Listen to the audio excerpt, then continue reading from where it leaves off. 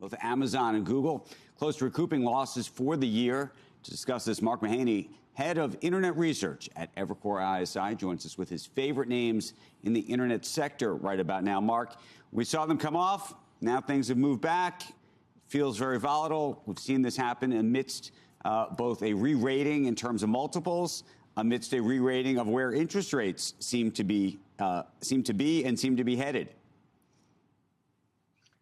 I think all that setup is right. I hope that we have found the bottom in the highest quality names in consumer tech, and I would put Amazon and Google in there. We may not have, if we still have dramatic rate surprises, if the Russia-Ukraine situation, if the Russian invasion of Ukraine continues to escalate and gets broader, then these stocks won't work. There's no defensive names in consumer tech. That said, these are the highest quality names in terms of valuation, in terms of balance sheet, in terms of business model. So I'm not surprised that they're kind of the first to sort of recover and move off the bottom. And particularly Amazon, I think, has got a really nice setup through the balance of the year. There is risk. Any company, global company that has material exposure to Western Europe is going to see some softness. I think Facebook or Meta platforms has already warned us about that. So I think the market's looking for that. But with Amazon, you probably have nice revenue growth acceleration and margin expansion in the back half of the year. You put that together for a name like this, which has underperformed for quite some time. I think that means it's going to be a dramatic outperformer between now and the end of the year. Where do you put a Meta in this grouping at this point?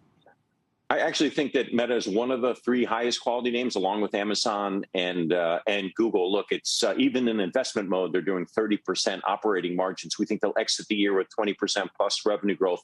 But there are a lot of very company-specific issues. The rise of TikTok, their ability to deliver what I call a post-privacy ad attribution model, or be able to effectively target and deliver ads without the use of personal identifiable information. So there are some very significant risks that I don't think it really worked through until the very end of this year, the beginning of next year. So it's a little bit more speculative than Amazon and Google. I like Facebook as a stock, but you have to have a 12-month duration in order to buy it.